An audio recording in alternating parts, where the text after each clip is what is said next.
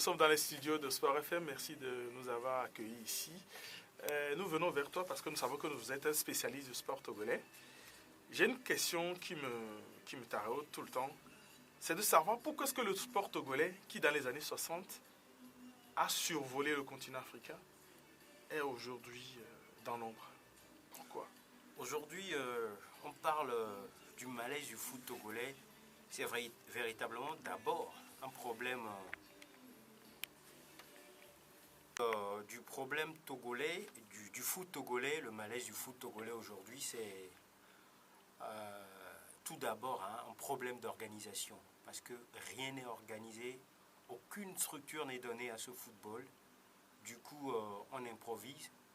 Et il faut signaler également que c'est un problème de manque de volonté politique. Mais comment ça se fait qu'on arrive à aller à des CAN, à faire de belles prestations comme le Togo vient de le faire à la CAN passée? Et je pense qu'au-delà de tout, il y a une volonté de la part des sportifs à faire bien leur travail. Même dans le cafouillage, je pense quand même que le Togo, avec sa volonté, avec ses talents individuels, arrive à faire quelque chose. Quand on fait la comparaison, par exemple, dans les années 80 ont constitué des années charnières où le Togo s'est véritablement révélé sur le continent africain avec la finale de la Coupe des vainqueurs de coupe entre Ara Contractors et Agaza. Le secret, c'est l'organisation. Demandez à Auguste Sagbo, il vous dira tout simplement que les compétitions restent un métier qu'on épouse, qu'on apprend, et puis dans lesquels on excelle.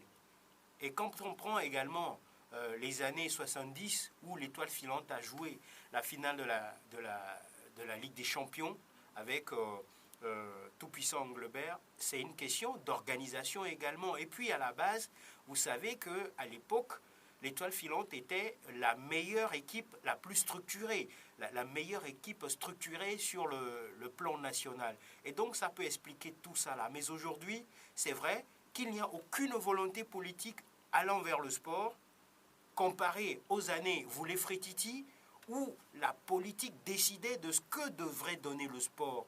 Et vous avez vu comment le Togo a excellé dans ces années-là. Le Togo, même dans le basketball, s'est imposé face aux nations comme la Tunisie, championne d'Afrique à l'époque, qui a perdu en match de classement face au Togo avec, imaginez-vous, 30 points d'écart. On se réfère à Lawson Séraphin qui était à l'époque le magicien. Il reste aujourd'hui une légende du basketball togolais. Et aujourd'hui, quand on voit comment on gère les choses du côté du ministère, on comprend finalement que le politique ne veut donner aucune place au sport. Et quand on voyait les années Eyadema, on sait qu'il a il a de l'admiration et surtout un amour, une passion folle pour le sport. Et donc, il a beaucoup investi. Moi, je pense quand même qu'au-delà de tout aussi, c'est une question de personne. Voilà. Quand on fait le bilan, c'est que on peut dire que ça peut mieux faire.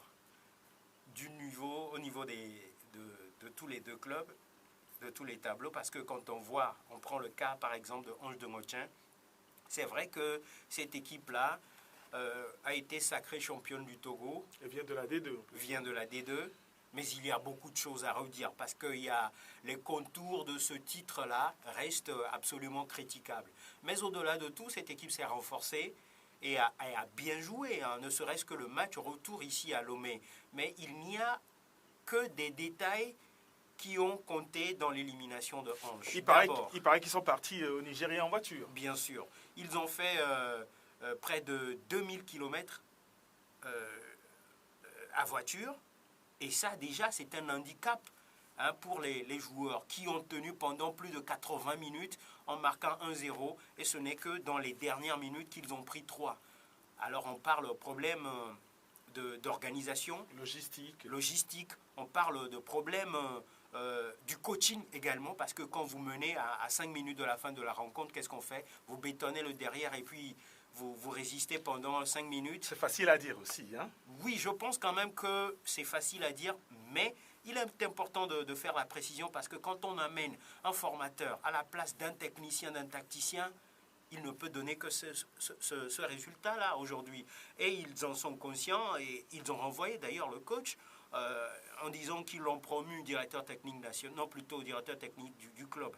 Mais ça, c'est le premier volet de Ange, qui pouvait mieux faire.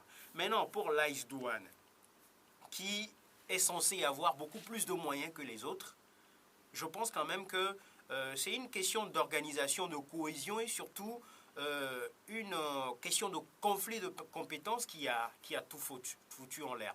Quand le président se prend pour l'entraîneur et qui s'introduit dans le choix du technicien en lui imposant tel ou tel joueur et en excluant tel joueur, en préférant peut-être faire du copinage avec son neveu, je pense quand même que cela ne peut donner que ce résultat-là. Et puis quand on voit ce qui s'est passé à la veille du match, on sort un défenseur central qui est titulaire pendant la nuit, 23 heures, alors qu'il devrait être au campement normalement couché, devront récupérer tout ça. Et puis les problèmes qu'il y a eu avec les entraîneurs, je pense que ça ne peut donner que ça. Alors que les Égyptiens étaient concentrés depuis. Ils ont fait leur match, ils ont gagné 2-0. C'est normal. Normalement, on doit apprendre des leçons de ces mésaventures-là pour qu'un jour, l'organisation et la volonté, le financement dans le sport conduisent à une qualification d'une ou des équipes togolaises en poule. Parce qu'on n'a jamais vu d'équipe nationale, d'équipe togolaise entrer en poule pour ces compétitions africaines. Merci David. C'est moi.